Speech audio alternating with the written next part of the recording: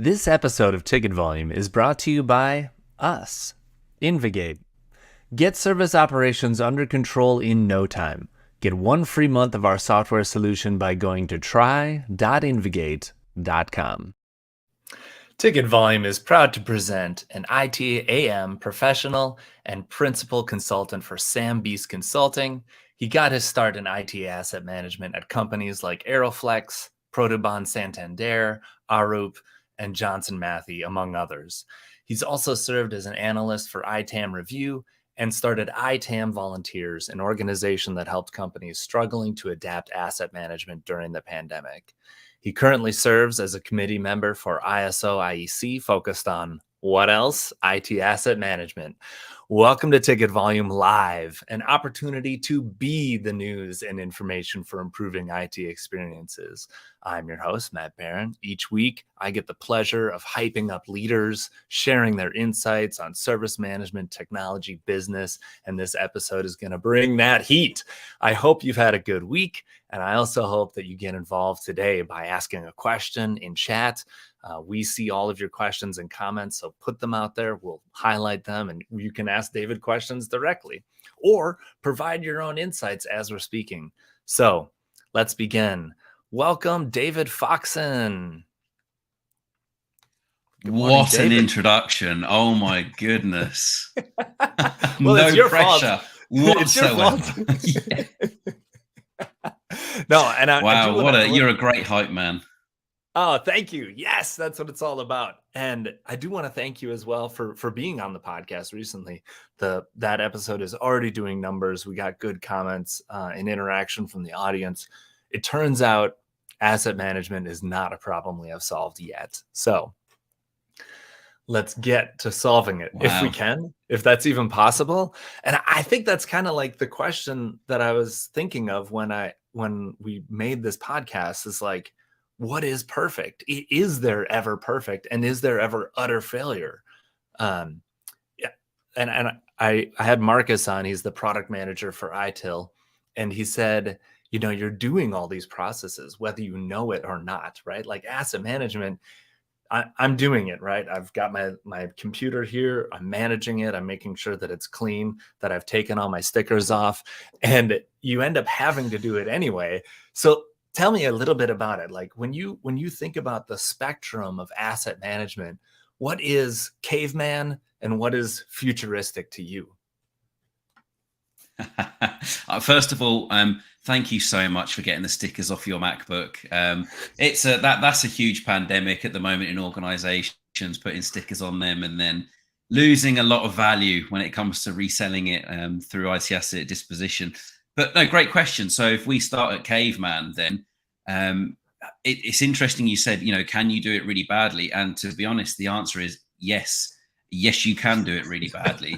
If you think of a complete lack of control, a lack of processes, lack of awareness of what hardware you've got, what software you've got, what risks you've got, how many licenses you don't have, you know, the risk is huge. And then the customer service then for your users is, well, I think shocking is probably too light of a word, but I can't imagine it's going to be very good at all. So I think you can absolutely be terrible.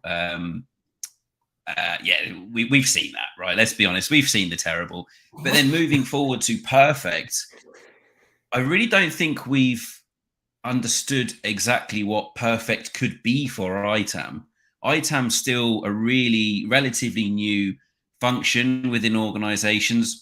And that's 2023, and there are still people out there that don't have ITAM, which kind of, you know, says a lot. So I don't think we know what perfect is yet. And obviously new technologies keep coming into the field.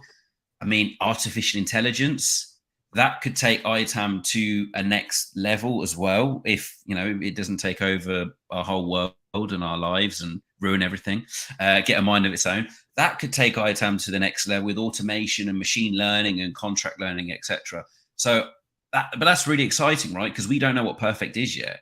The sky just keeps moving up. The ceiling keeps moving up and up and up and up and up. And we've just got to keep kind of moving with the times and the technology. But I mean, you can really hit a really mature ITAM function with lots of automation, lots of data analysis, lots of optimization, savings, etc. But that's perfect in 2023? Who Yeah. knows what's That's perfect in 2033? Yes. Yeah. You've highlighted it very well. There's this chaos. There's so much data and so much, what do I want to say, diversity of assets, I guess, that makes it so hard to manage without having an entire army of people that are focused on data entry and chasing down devices and, negotiating your contracts. And someone said it to me yesterday. I wonder if there's another app that does this or another, solution that provides this. And you think about all the work that an asset manager does to make sure that they've got the right applications in their employees' hands, their colleagues' hands. It's so much work. It's almost overwhelming. And you're right. Like there's hope in the AI because of that chaos, because of that diversity. So yeah, good on the teams that are doing it right now with what they've got, and good luck to us in the future. For you though, David, you've got a ton of experience seeing a lot of different things, and I don't want you to sell out your clients. I don't want you to name any names, but I'm really curious. Like, what are some of the biggest failures you've seen in an organization besides scratched CDs that can no longer install Office?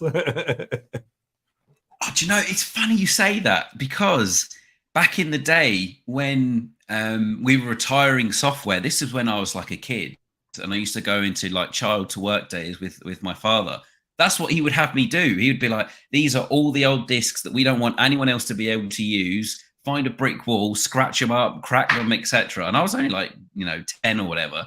But so the bad things that still seems to be prevalent in 2023 is just a bit of a lack of understanding as to why you need ITAM. So it's very obvious to me, it's very obvious to you, it's very obvious to the audience why we need it.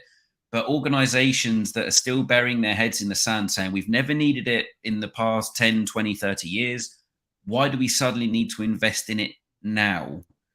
I can go and, laptops aren't that important to us. We've never been audited somehow. We're not high on people's agenda. Why do I need to invest time, money, effort, resources, etc., into this IT asset management thing? And then the age-old cloud conversation comes into it as well. It goes, wow, we might as well just skip this ITAM bit because we're moving to the cloud anyway. And in the cloud, it all manages itself. We don't have to see it all. And you just sit there and you go, oh, come on now. This is scary that, a CIO or not really a CIO, but like a senior director, for example, is saying things like that for an organization that has got so much low-hanging fruit and open goals. But to be very honest with you, and I think we mentioned this on the podcast, the hardware asset management side of things hasn't had a lot of love until the pandemic happened. That was a big red flag. That was a big open goal. People just weren't tracking their hardware, and they were getting to a point where they didn't even know how much they needed to budget for a refresh next year, what their failure rates were, whether the actual hardware was working for their end users, whether it was still fit for purpose, whether it was slow, they were frustrated, whatever the case may be. And then likewise, focusing just on the software side of things. But of course, if you're not looking at the hardware, how are you going to optimize and focus on the software?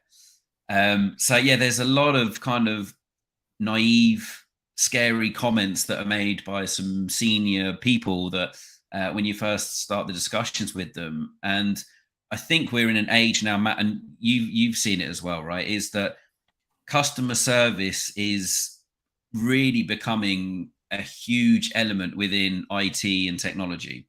Whereas, even 10 years ago when I first, was tasked with being a manager and leading a function, customer service then wasn't necessarily the biggest driver. It was almost, really quite far down the list. It was compliance was first, making sure that you're compliant, making sure those software vendors can't come after you, making sure you know what's installed, where it is, what's being used.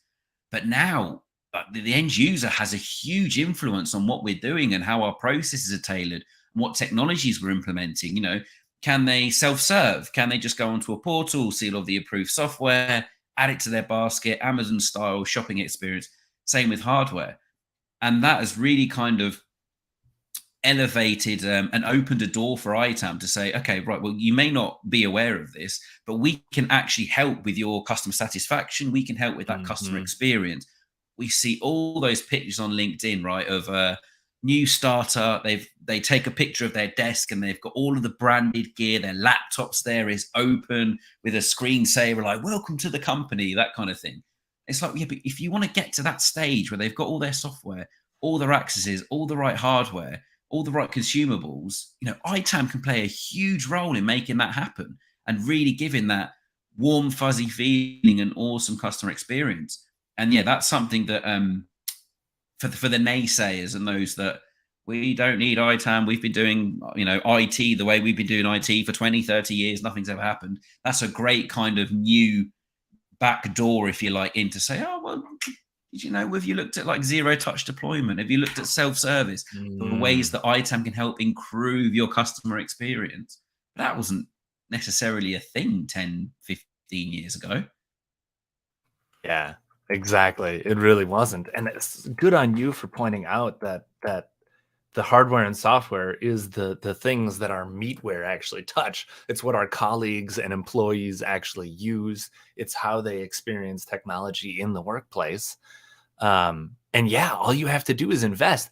I think as an executive, it's hard.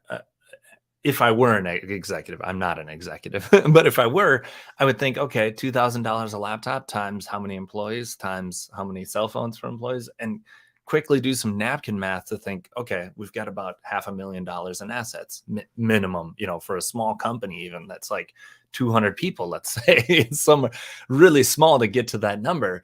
And you think, you're not going to manage that asset. You're just going to let it be blind. You're going to let it blindside you. You're not going to plan ahead to replace any of this stuff. It just seems that really feels like a big mistake. So thank you for pointing it out. And for our Yeah. audience, I mean, you go even go ahead. further, Matt. Yeah. No, I was going to say you could go even further and actually listen. I know it's a strange thing in IT because we're experts, we know what we're doing, but actually listening to the end users, that if they say my phone's been really slow lately, or my laptop seems to freeze regularly when opening this application or whatever, I must admit I'm very guilty of my immediate reaction being like, you're not having anything new. That Mm. your MacBook, your Windows device, your phone, your tablet, whatever, it's still got years left on it. You can't possibly need a new one. It's perfectly fit, for what you need to be doing. But then you start doing some investigations. You actually understand that there's been an OS upgrade that doesn't quite work with the software. So you can straight away kind of reassure them that we're not giving them rubbish hardware. Just like, look, I can fully understand why you'd immediately think that this is a laptop, but a hardware problem, because it's just natural. You come in one day, you open it up, and suddenly it's hanging. It's taking ages to load things. It's not, sending text or whatever quick enough. So actually listening to what their problems are, involving the right teams, kind of again almost gives ITAM that positive customer experience and that positive narrative around what we're trying to do, because we're not immediately going and jumping in and saying, no, you're not having new hardware, that's the end of it. We're actually going, okay, well, what actually is the problem? Okay, I'm not technical, don't quite understand why the application's not launching. Here's my colleague, they're going to do some troubleshooting. It's because the OS updated and the software hasn't updated, therefore we've got a problem in that respect. But they kind of then feel like they can approach ITAM with those kind of questions and challenges and stuff like that, without just immediately being fearful that there's absolutely no point in contacting ITAM, because they're just going to tell me I can't have any new hardware and I'm just going to sit here and let the software hang and not do the job to my best of my ability. Yeah, again, that's how ITAM is evolving. That's how we're finding backdoors to some of the cave the cavemen approach that you mentioned at the beginning.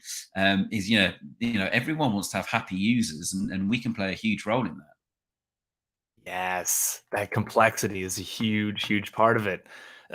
Like down to it's overwhelming, right? Because down to how a Linux machine performs versus a Mac machine performs versus a Windows machine performs, and down to the individual processes and services Yeah. that are running on those machines, it's impossible to manage it all.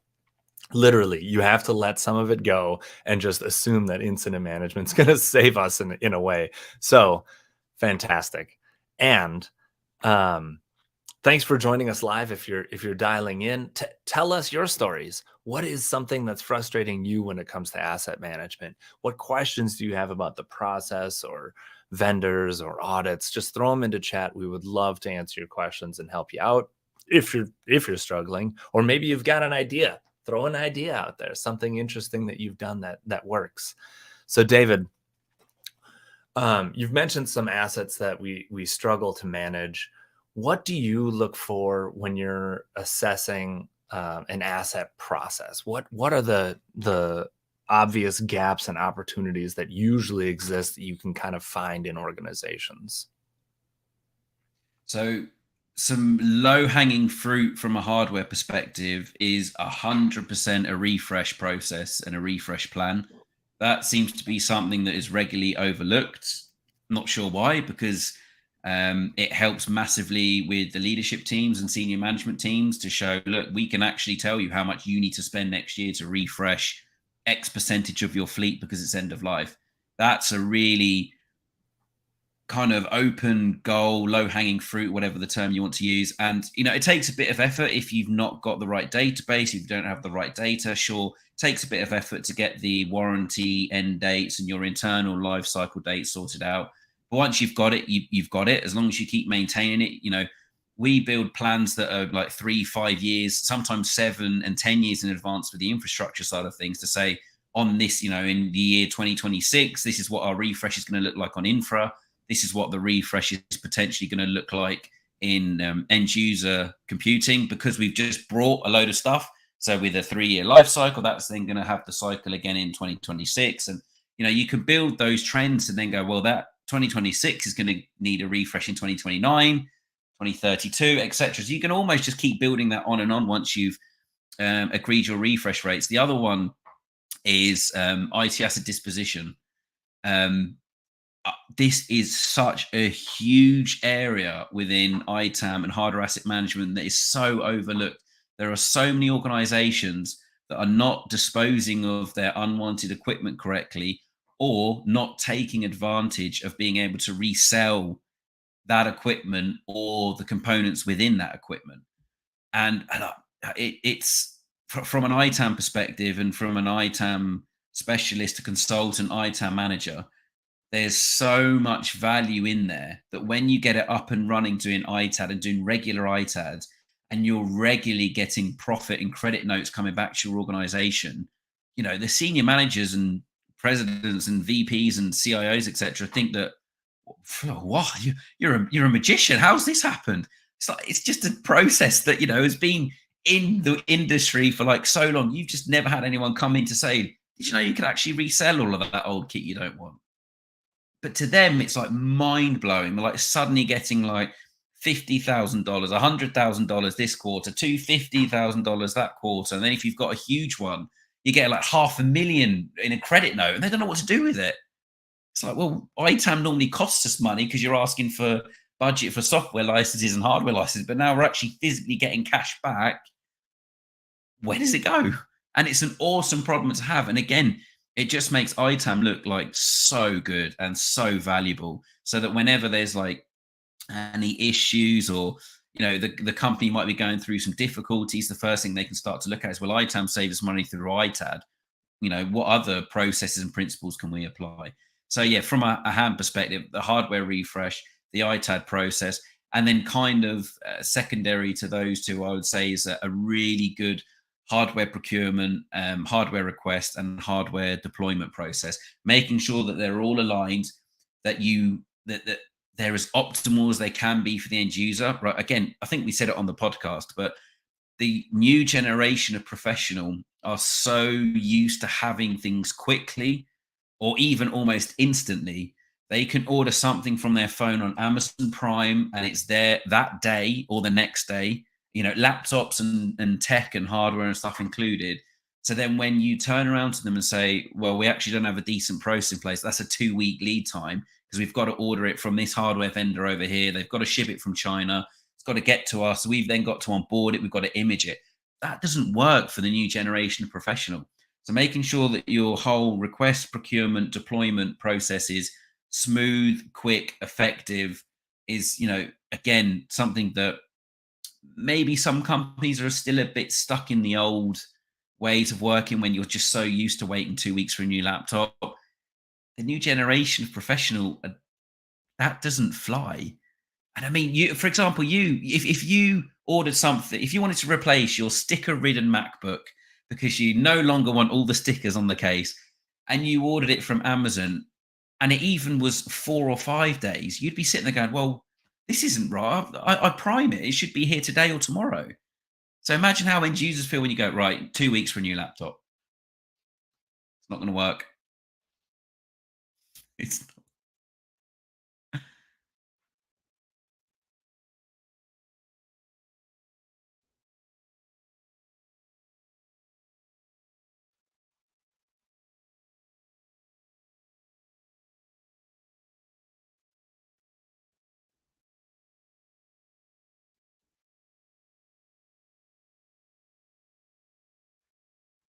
Oh, Matt, I'm really sorry. I've lost your audio.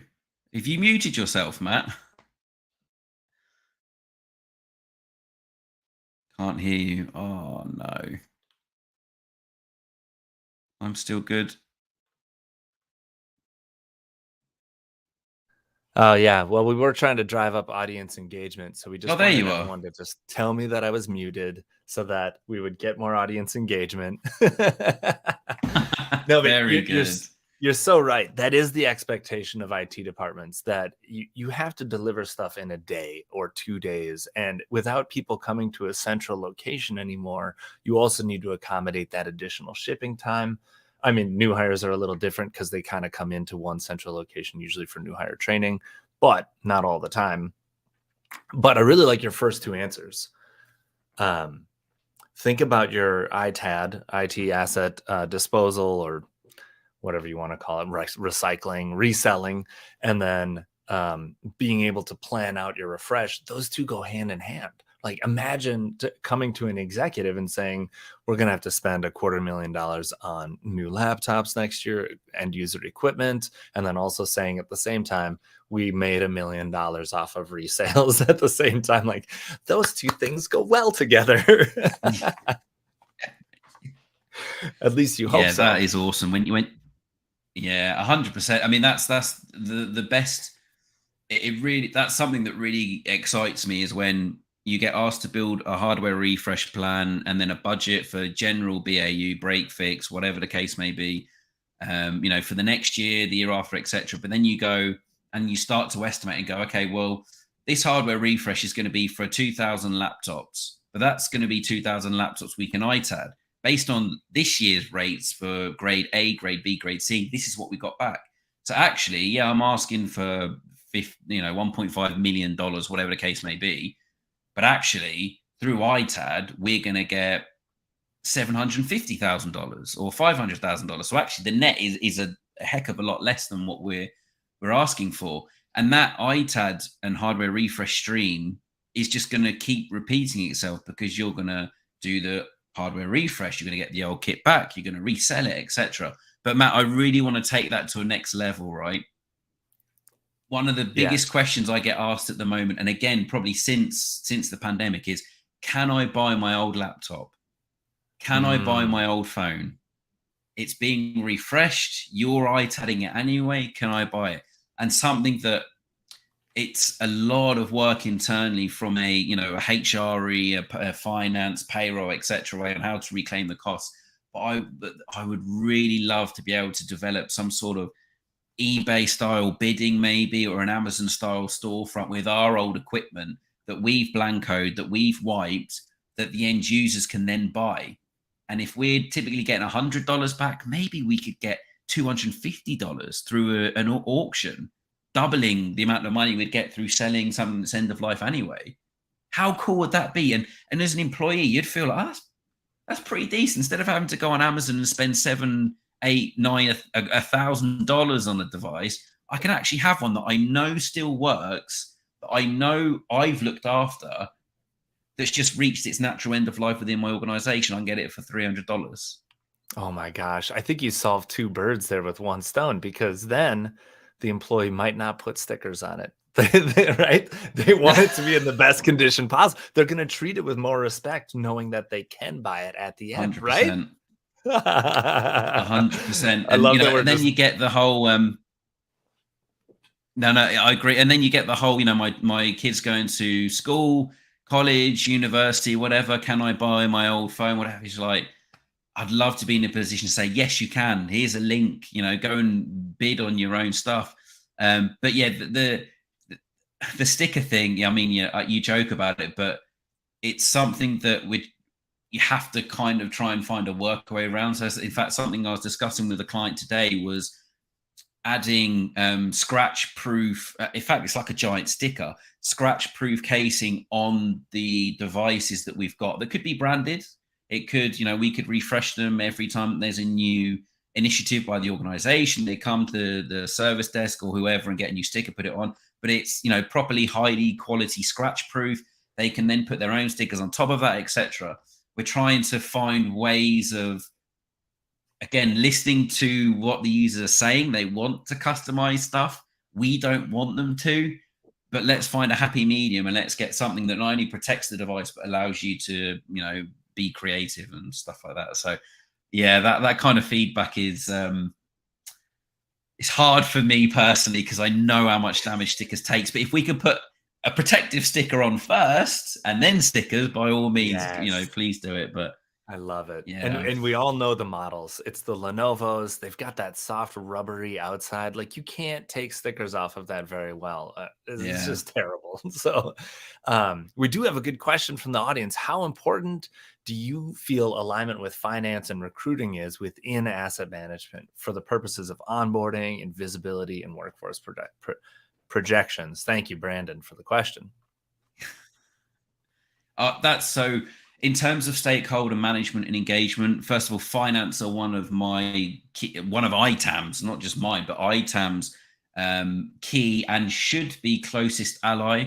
It's always really handy if you can, become work friends with your finance teams that you're working closely with.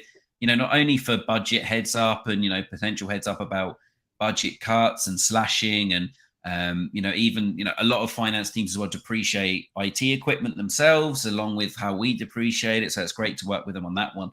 And then with the in like the UK, for example, it would typically be like recruitment and HR kind of other people that plan all of the headcount increases or headcount decreases. And again, they are another really important stakeholder. I must admit, if I was an end user ITAM manager, boots on the ground out in the field, I would typically have calls every quarter with those key stakeholders and the leaders from that to say, okay, right, what projects are coming up? What's the headcount increase going to be looking like? What's the headcount reduction in terms of who's handed in their notice? When are they due to leave? When can I get the hardware back? When can I get the software back? And then is it in good enough condition? Looking at our asset management database and going, oh yeah, Matt's leaving the company. He's still got a device that's got 2 years worth of life left. Someone else is joining literally a week afterwards. Yet we can turn around that one, get it straight back out again. Don't need to buy anything. So having that kind of engagement and regular touch points with them and teams makes it so good to build those relationships now as well. Because, if someone, you can just IM them and just be like really friendly, like, hope you're doing well, had a good weekend, what did you get up to? And then slowly start building up to, yeah, so who's left? Who's leaving in the next month? And no, I won't say anything to anyone, kind of thing.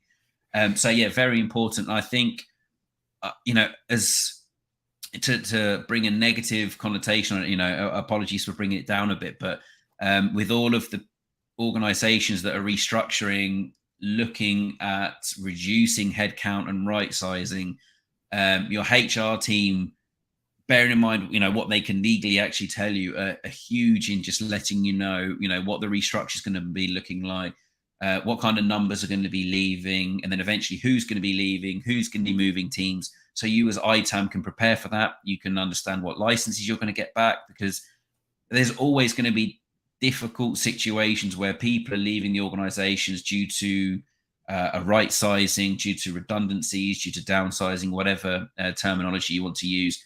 but you're in the middle of a software renewal, or you're in the middle of a big hardware order, and you know that some of the people that you're renewing licenses for are not going to be there next month. So you're not going to spend, $1,500 on renewing a license. So you've got to be, aware of that so that you can be ahead of the game, making sure that you're, recouping all the hardware and software. And HR, if you build that really good relationship and build that trust with them, then as soon as they're legally allowed to tell you stuff, they come to you and say, look, these people are leaving. We're actually reducing headcount by 30% globally. This is what you can expect over the next year. Or on the positive side, we've got loads of projects spinning up. So you're going to have to buy 100 new laptops next month. But having that early communication and being notified really early gives ITAM then the ability to prep, look at stock levels, look at spare licenses, maybe even looking at cloud instances that their job role may require. So yeah, hugely important. Finance and HR, definitely two of your key stakeholders, along with obviously service management. Yeah, service management. You guys, yeah, cool. Service management, big stakeholder as well. Not the service management that put stickers on MacBooks. No, they never do.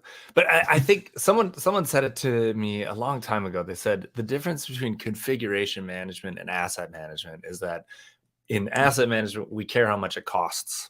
So finance is key stakeholder for sure. And not only is it like planning and process related, but like the transactions, right? Like very often there's a desk side representative or someone that's, taking in the request and saying, look, I went in the back closet and there's no laptops left. Sally, get us some laptops. Frank, please order some more laptops.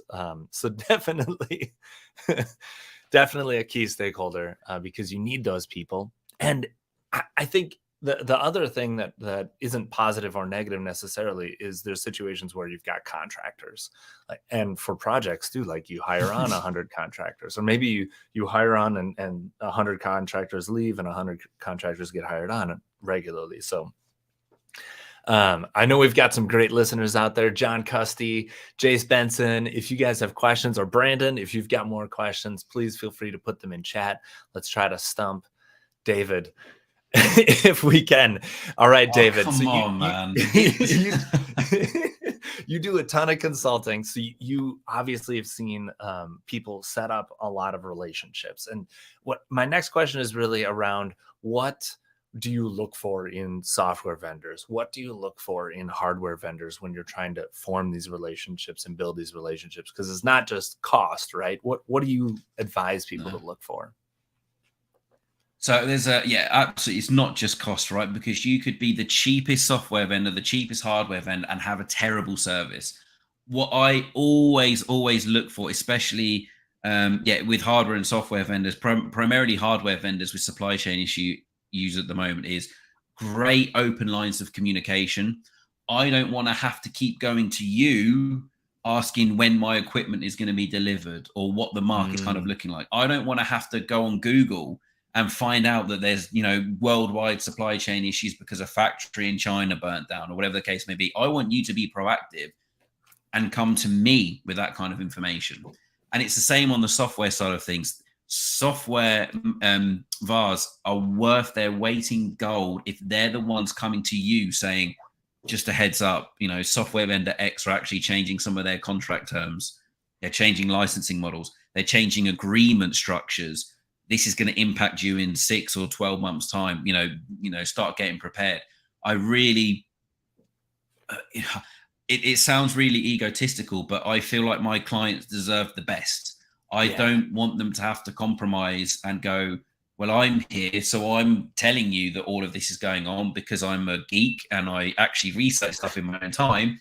But moving forward, you would want someone who's almost an extension of the ITAM team as a hardware and software VAR that's proactively coming to you, telling you about these delays, telling you about these changes. So that for me is a really big deal. Almost above and beyond cost is having that proactiveness, having that transparency, and having that honesty as well. I don't want a software vendor to feel like they're not going to tell me about a licensing change because they're fearful that we're not going to proceed with that because it's 5 times more than what it was. That's not your call to make. You just need to tell us that these licensing are changing. Let us worry about how we're going to, move budget and stuff like that around. And maybe even we could potentially work together to go through and do an internal audit. Maybe we could do get you on as a consultant software VAR to have a look at our estate and work out how we're going to fix it. It doesn't have to just be, a one-way relationship. So that's hugely important to me. The other thing for me, depending on clients, is their how globalized they are. So there's nothing worse than having a hardware or software VAR with a global ITAM team that are only online during US hours or only online during European hours or UK hours. It's like, no, no, I don't want the team in like Australia, for example, to have to wait all day until someone from Europe logs on and answers their question. If you're a global organization, that is a huge thing for me to make sure that they've got 24/7 coverage, so that they can cover all of our regions as well, that they can ship to all of our regions. And if there's some logistical challenges there, maybe that they're going to help us with that, with third-party transportation companies, import-export guys. And then finally, from a software standpoint on that global perspective as well, is letting us know if actually it's more commercially viable for us to buy in country rather than have a huge global agreement that we buy out of the UK, Europe, or the US. That's something that used to be really big like 10, 15 years ago. You used to be able to save a lot of money by putting your Microsoft agreement out of the US, because in the UK, the currencies, just the currency conversion made it cheaper. You're getting better deals out of the US. Happens a lot less now, but still, I don't want a software vendor to be so focused on their own commission charges that they're going to get from us or a unit. I would much rather value, and they'd get more business if they had that open and honest conversation with us to say, you know what, you've only got these licenses in Japan. There's actually a better way, a commercial way that we can do this that will save you 5-10%. Be honest. Yes. 10 out of 10 answer, David. So good. So yeah, obviously cost, yeah, but the answers you gave, fantastic, very good. Like you don't always think about that global bit. That is such a huge bit of it, and just getting technology into a country can be very difficult. Tons of taxes, tons of problems with that. And then the acronym police are here. VAR or VAR stands for value added reseller. So that's what you're looking for, is a great value-added reseller. And you have nailed it, my dude. They are nerds about this stuff. They are always paying attention to the vendors and the supply chain. That's what they're good at, is that supply chain. Yeah. And so if you've got a great VAR, during the pandemic, they might have saved you a huge headache from just like stuff being out of stock. So very good answer. And we've got a great follow-up question from Brandon Ellis. Thanks, guys. One more chicken and the egg question. CMDB or ITAM? Should I invest in configuration management, or should I invest in asset management, or both? I love that he's putting you on the spot, because this is a tough one to answer. Which one do you start with? Which one do you end with? Like, do you need to do them both at the same time? This is so subjective, depending on what organization you're in, what your priorities are, and what your focus is. Look, I'm going to be completely honest with you. As an ITAM guy, my focus goes straight to the asset management database and doing ITAM. Config comes further down the road when my AMDB is up and running and populated and accurate and trustworthy. And then obviously there are particular assets and software and stuff like that we need to have in a CMDB from an ITIL perspective. But I really, this isn't me being like mean against config or the CMDB, but I honestly do value the AMDB a lot more from an ITAM point of view, mainly because as an ITAM consultant, I can get more value and wins out of it. I can build some of my HAM processes around it. I can build some of my ITAM processes around the asset management database or the AMDB, whereas the CMDB kind of, has that more service management ITIL focus and push. I would look, once I've matured ITAM a bit, implemented the processes, got some technologies, implemented controls, etc., then I would be going, right, actually, I need some CI information here. how many times the user submitted a request saying that this CI has been, from a laptop, has been running slowly. Okay, this is consistent. They're doing it every 3 or 4 weeks. Maybe we do need to look at replacing it. Maybe it isn't like a red herring.